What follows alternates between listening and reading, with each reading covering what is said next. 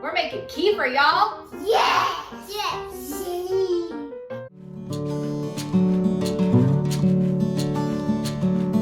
What do we think about kefir?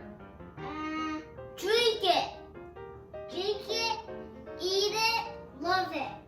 Welcome back to Oh Sure I Can Homestead. We're making kefir. You may be wondering what kefir is, or not. I don't know. I'm going to tell you anyway. Kefir is a probiotic by way of fermenting milk by utilizing symbiotic colonies of bacteria and yeast. You may be familiar with that term SCOBY if you're a kombucha lover, but we're going to be using the same concept here to ferment our milk. The differences between a kombucha SCOBY and our kefir grains is the grains look just a little bit different and they're called grains. They almost look like little cauliflower pieces, right? Little piece of little pieces of flour. Yeah. Like little pieces, like little pieces of flour. I know. Like little sticks. What kind of? Despite their name, kefir grains, they do not contain any wheat whatsoever. Don't stress out about that. If you're familiar with store-bought kefir, you'll know it's a very thick, very flavorful, creamy type of texture.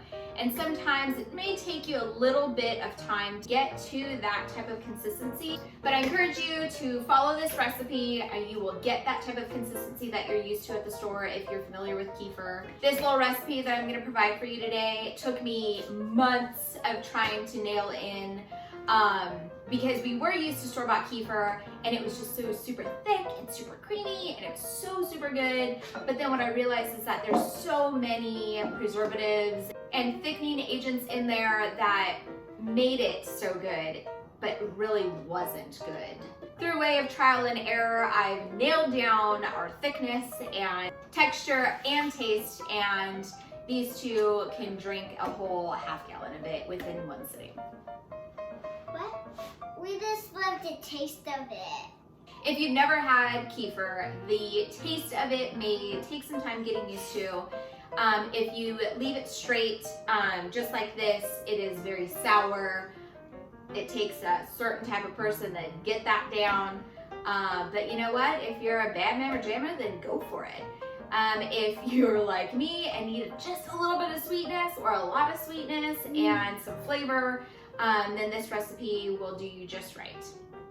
Making kefir is a super simple process. You need just milk, kefir grains, and just a few supplies that you should already have in your kitchen. We have a plastic strainer, a silicone or wooden spoon would work, and a glass bowl. You don't want to use anything metal because it can react with the grains and it will actually kill your grains. So just like if you're familiar with kombucha, you don't want to use anything metal, you want to keep it to plastic and glass. The best milk to use is either raw milk or pasteurized organic milk. You don't want to use ultra pasteurized milk. So the thing with pasteurization is that they heat the milk up to such a high temperature that it kills the bacteria and pathogens that could potentially be in the milk. This is done to make it shelf stable. It is done to keep us safe. But in reality, your kefir grains need some sort of bacteria that is already in the milk to multiply and to complete the fermentation process. You want to use whole milk.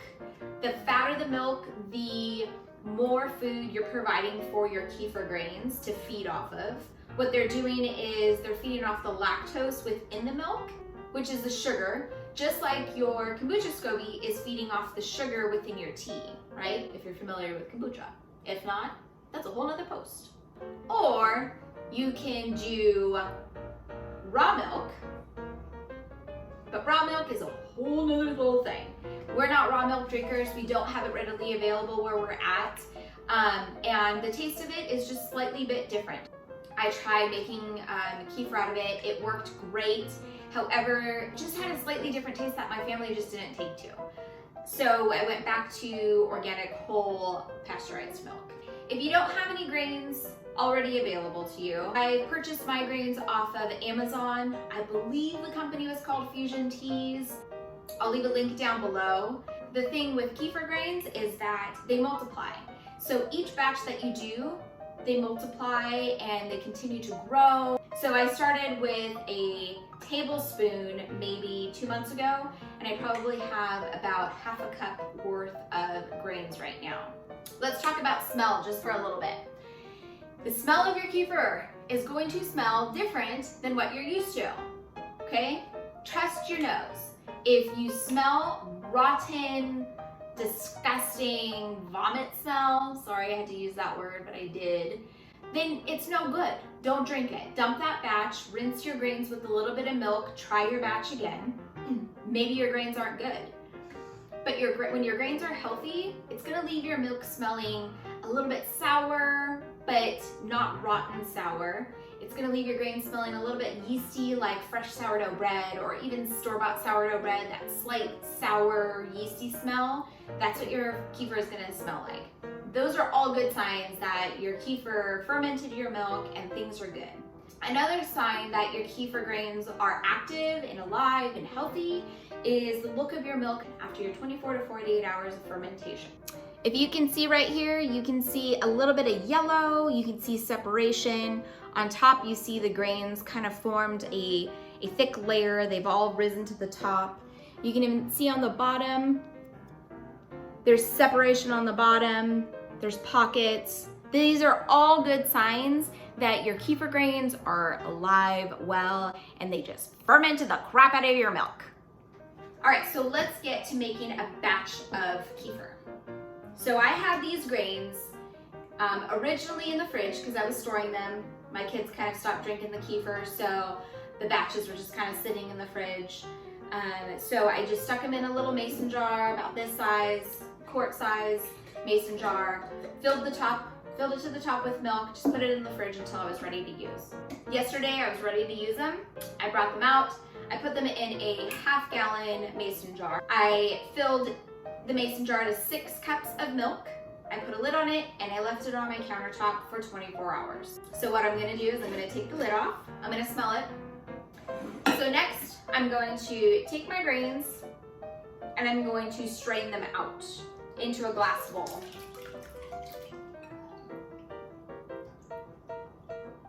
I like to get every little bit of kefir grain in this jar because every little bit of kefir grain is gonna get me more and more kefir. So I like to treat them right and make sure they all go back into a jar to continue the fermentation process or just to keep living. So now I'm just going to stir around my kefir grains. You'll notice that the thickness of the kefir is still kind of sitting on top of your grains. So you just want to kind of swoosh them around, get all that milk off or that kefir off. There's no need to rinse your grains. The only time I've ever rinsed my grains is if I let the fermentation process go beyond the 48 hours. The separation was extremely noticeable. I'll leave a little picture right now. The separation of the curds and whey was very dominant, and when that happens and you strain it out, you have a ton of the curds wrapped up around the grains. So when that happens, it can take some time to kind of swoosh it around to get all of those curds off of your grains. So at that point, I would just take a little bit of milk and swoosh it around my grains and kind of do the same process again until they're somewhat cleaned off. You never want to use tap water. Tap water contains chlorine, contains fluoride, all of that stuff that will potentially kill your grains. If you don't have any excess milk that you can use to rinse your grains, you can use filtered water. We have a Berkey. It takes out so many contaminants, toxins, chemicals. So I feel safe using a little bit of Berkey water and just pouring over my grains if necessary. Say if I'm like getting low on my milk, I'll just take that Berkey water and I'll just run it over my grains for a little bit just to kind of clean them off. But ideally, you just want to leave them alone. Okay, so I have my kefir grains strained out. Haha, I forgot to take the lid off. What I'm gonna do next is I'm going to take my grains and I'm gonna put them in this quart-sized mason jar. This is what I'm going to store my grains in until I'm ready to use for the next batch. If I wanted to make a batch right over again with no pause, with no storing, I would just stick it in another 6-cup or half-gallon mason jar. I put my grains back in there, I fill it up with milk, I put a lid on it, and I just put it right back on my counter. You can continue the process however big or little you want your kefir batches to be. You can just continue over and over and over again. But for us, because my kids kind of are taking a slight break, but then want it, but then don't want it, you know?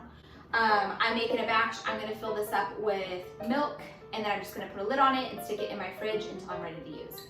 Sticking your grains in the fridge slows down the kefir grain activity, so it kind of puts them into hibernation. They'll still feed off of the lactose in the milk, but they're not going to be as active in like room temperature or a warmer climate. They're going to slowly feed off of this to where it gives me more time to continue feeding them, or it gives me a break between batches, just like a sourdough starter or even a kombucha SCOBY, right? Okay, so I'm going to fill up my kefir hotel, we'll call it, with some milk. I'm going to go all the way to the top because, you know, I'm not so good with remembering things. And feeding my grains isn't really something that's high on my list, even though I love these little babies like my own babies and I appreciate everything they do for me. Sometimes it just skips your mind that they're in the fridge, sitting in there, waiting to be fed. With this batch, I don't think I fed them for like a month. Ideally, you want to feed them once a week, or if you see a lot of separation in your kefir grain hotel, you want to keep, strain out a little bit of milk, add a little bit of more milk. So now we got to the part where we're going to flavor and thicken up our kefir. We just strained it out into our bowl. We have 3 fresh bananas, a little over a cup of fresh wild blueberries. You can use whatever blueberries you like. We like wild blueberries because they have more antioxidants and more nutritional value. And then I just wanted to spice it up with just a little bit of extra frozen fruit. So this is like a strawberry, mango, blueberry mix. I've done it with just the blueberries and bananas. Works wonderful too. Cristianitos, can you put the bananas in? Can't you just pick up the bowl? Can't you just, no? You're just one at a time? Now we are just going to puree this fruit.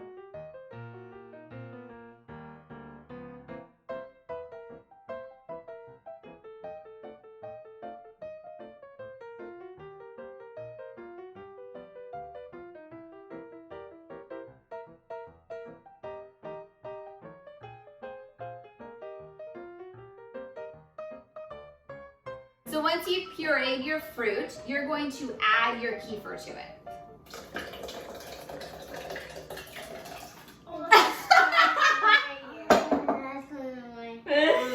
It's all over. And then you're going to just lightly mix the kefir and the puree together.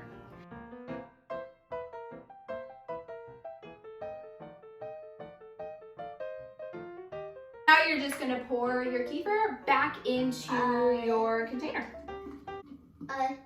What just happened? I spilled. That's what just happened. Girlfriend, back up off, homie. Put your lid on. Shake. Just do a little shake, shake, shake. Shake, shake, shake, shake. And your kefir is ready to rock. You can put this in the fridge. As it sits in the fridge, it'll thicken up even more. Right now, thank you. Sorry. It's good. Yeah. bless you. Bless you. Yeah. I hope you enjoyed today's video on making kefir. I hope you make the kefir because kefir is so good for you.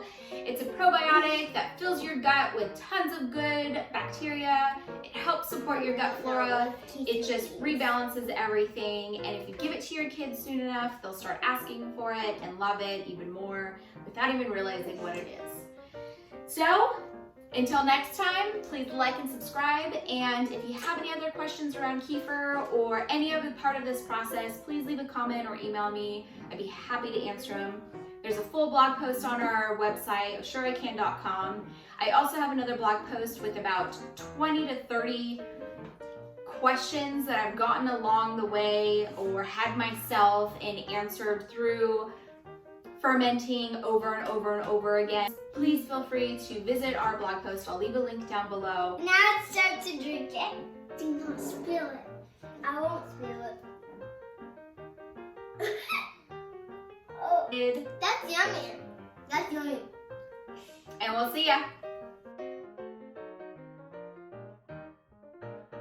Wait, we have to back it up just a second. Okay, either smile or get out of here. Okay, so now we got to the part where we are going to flavor our kombucha. We are not making kombucha, we're making kefir! So kefir is a fermented product by way of fermenting. Wait. Stop pushing the table! Okay. Cheese. What? Jiminy Cricket. It's no good. The flavor is, oh, we just did that, didn't we? Yes. Okay.